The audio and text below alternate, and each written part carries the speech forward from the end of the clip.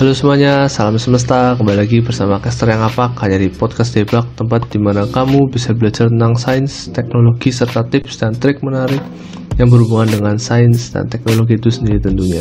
Di kesempatan kali ini ya, kita akan podcast salah satu topik yang cukup menarik dan memang tidak lepas dari kehidupan. Dimana ini kalau seringkali orang kaitkan tuh dengan komputer ya, padahal nggak juga.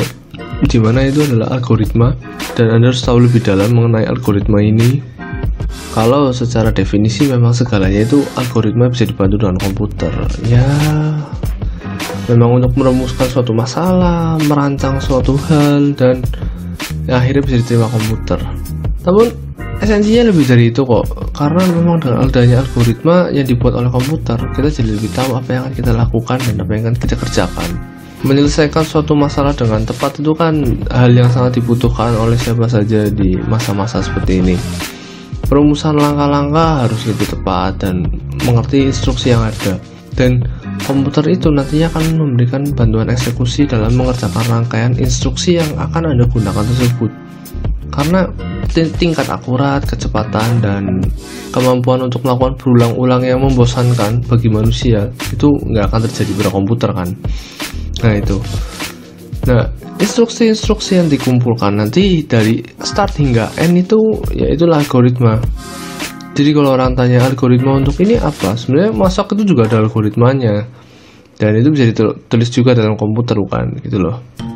Dan komputer itu kan sebenarnya mesin. Jadi ya harus digunakan dengan bahasa pemrograman khusus. Tapi itu kalau bahasa pemrograman, kalau kita menggunakan sebagai orang awam, kita bisa menggunakan salah satu produk dari Microsoft yaitu Visio, dimana kita akan membuat rangkaian dimana dari dari start menuju ke end dari segala tipe yang dibutuhkan. Baik ketika kita akan ada suatu hal dari jika dan sebagainya terjadi gitu loh. Memecahkan suatu masalah itu sangat dibutuhkan. Bahkan startup besar dunia itu membutuhkan hal tersebut agar bisa lebih mulus dalam melakukannya dan nggak akan salah pada jalur untuk dikerjakan gitu loh. Jadi sebenarnya algoritma itu secara definisinya apa sih? Ya secara definisi itu deretan instruksi yang jelas untuk menyelesaikan suatu masalah baik ringan atau berat. Dengan begitu nanti akan memperoleh suatu jawaban keluar yang diinginkan pada suatu masukan dalam jumlah waktu yang terbatas. Ya waktu untuk kita yang terbatas. Dan algoritma sebenarnya juga bisa dituliskan dengan bahasa manusia sebenarnya, tapi itu menggunakan sebuah simbol-simbol khusus pada Visio tersebut. Nah kalau biasanya kan ini lebih terkenal pada programmer ya. Kalau programmer itu gimana? Nah ini kan ditulis dengan bahasa program. Bahasa pemrograman tingkat tinggi adalah bahasa pemrograman yang mudah dikenali oleh manusia. Nggak sekedar kode biner, itu masih kode tingkat bawah, bahasa pemrograman tingkat bawah. Kemudian orang yang membuat hal tersebut ya, yang membuat algoritma dengan komputer itu ya sudah bisa dikatakan pemrogram dengan membentuk dan memberikan rancangan dalam menuliskan program yang akan dilakukan. Dan coding itu salah satu kegiatannya. Dan dimana algoritma ini sebenarnya tuh dari buku bahasa Arab nih ternyata teman-teman, dan dari ilmuwan Persia sebenarnya. Nah inti dari definisi algoritma itu yang pertama ada langkah, ada prosedur, dan ada metode yang digunakan. Langkah-langkahnya yaitu untuk mendapatkan solusi terbaik, dan prosedurnya itu langkah-langkah yang tepat dan langkah-langkah yang memang relate gitu loh, atau berkaitan. Yang ketiga metodenya itu memang metode terbaik, karena metode itu kan sebenarnya banyak banget ya. Kalau teman-teman yang sedang skripsi pasti tahu lah berbagai macam metode yang ada, dan pastinya itu memusingkan banget. Tapi metode itu memang ada untuk dipilih dan dibandingkan agar mendapatkan yang terbaik. Bahkan kadang metode itu bisa juga menggunakan metode lama mungkin justru akan lebih baik daripada metode yang sekarang karena kecocokannya.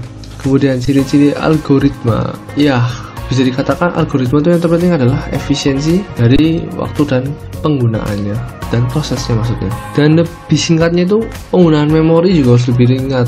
Ya, sekarang gini teman-teman, kalau menuliskan algoritma sendiri di kertas, pasti kalau teman-teman menuliskan banyak mungkin nanti akan pusing mengingatnya. Tapi kalau yang simple-simple dan yang sederhana saja, pasti nanti bisa mendapatkan hasil yang terbaik gitu loh, dan hasil yang diinginkan. Baik inputan atau keluaran itu pasti akan berpengaruh besar.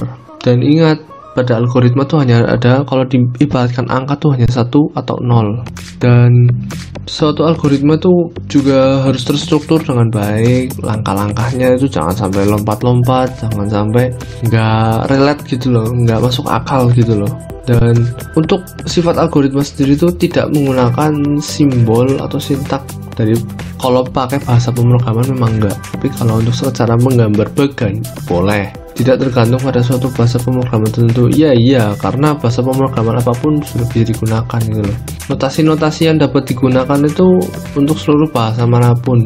Ya, maksud notasi di sini mungkin kan simbol-simbol atau apapun itu, atau ya tata bahasanya mungkin, atau tata hurufnya. Algoritma dapat digunakan untuk mempresentasikan suatu urutan kejadian secara logis, ya, secara logis. Nah, mungkin kita membuat algoritma membuat mie-nya kita buang misal seperti itu kan nggak mungkin. Dan itu bisa diterapkan di kejadian sehari-hari, ya berarti bukan dibuang dong, tapi ditiriskan ke mangkok itu misalnya, itu dalam algoritma. Dan contoh-contoh algoritma itu banyak kan nih.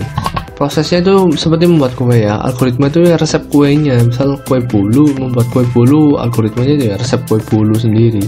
Contoh-contohnya ya nanti kalau teman-teman masukin telur, masukin tepung, mengukur jumlah tepung yang dibutuhkan, atau seberapa lama Anda untuk memanggangnya gitu loh. Nah, itu seperti itu teman-teman. Jadi logis, bisa diterima oleh otak. Intinya kan hal-hal logis itu kan segala hal yang bisa diterima dengan otak dan memang berkaitan dan manusiawi gitu loh, dan memang dapat dijangkau oleh manusia. Dan pastinya algoritma menjadi suatu metode efektif untuk mengekspresikan sesuatu sebagai rangkaian yang terbatas, karena kan jangan terlalu panjang gitu loh. Dan pastinya juga menjadi kumpulan suatu perintah yang cukup banyak untuk menyelesaikan suatu masalah-masalah yang terjadi. Ya, jadi bertahap, dan itu harus sesuai dengan kebutuhan. Ya, misalnya membuat apapun itu, bahkan jadwal kegiatan Anda sehari-hari itu juga algoritma teman-teman. Algoritma itu sebenarnya nggak jauh dari apapun itu. Yang penting apa ya, bisa dibilang jangan sampai ada satu langkah yang kontroversi gitu loh di dalamnya loh, dalam membuat susunan algoritma tersebut supaya bisa dipahami oleh orang-orang. Dan juga ilmu komputer atau Anda gambar sendiri itu nggak masalah, yang penting bisa diketahui oleh orang lain dan Anda juga nggak pusing membaca apa yang Anda buat sendiri. Nah, semacam itulah algoritma. Ya bisa dibilang sederhana atau enggak, yang penting algoritma itu jangan sampai salah lah digunakannya. Apakah ini berkaitan dengan matematika?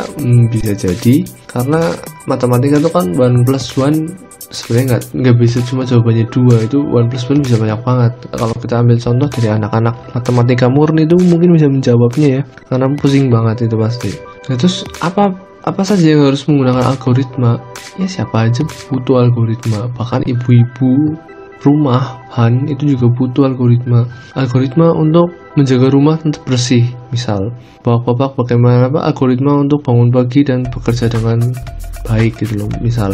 Kan ada banyak banget caranya, metodenya, dan memang harus dilakukan dengan tepat gitu loh. Nggak bisa sembarangan orang hanya sekedar menuliskan ya saya ini gitu, nggak bisa, tapi harus secara logis dan bisa diterima dengan otak. Oke, jadi itulah serba-serbi algoritma. Jadi kalau orang tanya, coba minta algoritmanya sini bagaimana untuk ini, ya itu supaya lebih keren aja. Ya nggak baca, coba caranya sini, itu sebenarnya sama aja seperti algoritma dalam proses. Karena yang penting start dan end-nya itu bisa menghasilkan suatu hal yang diinginkan. Kayak gitu aja teman-teman untuk chapter ke-39 kali ini ya. Semoga teman-teman jadi lebih paham tentang algoritma. Algoritma itu bukan hal yang susah sih sebenarnya, tapi memang perlu pemikiran yang logis, perlu sebaik mungkin lah supaya tidak terjadi suatu miss atau suatu kekurangan pada sistem yang ada ya. Itu aja.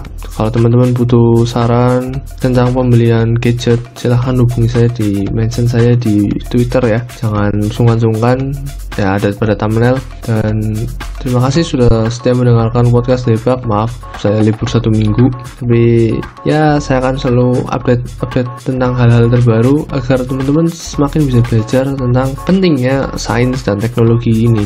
Karena ya sehari-hari kita juga sudah disanding dengan gadget ini ya. Sebenarnya gadget nggak cuma gadget, teknologi kayak TV lah. TV aja kayaknya mungkin masuk dalam gadget. Mesin cuci lah, setrika, itu semua teknologi. Thank you sudah mendengarkan. Selalu jaga kesehatan dan sayangilah orang di rumah. Sampai jumpa di chapter selanjutnya. Dadah.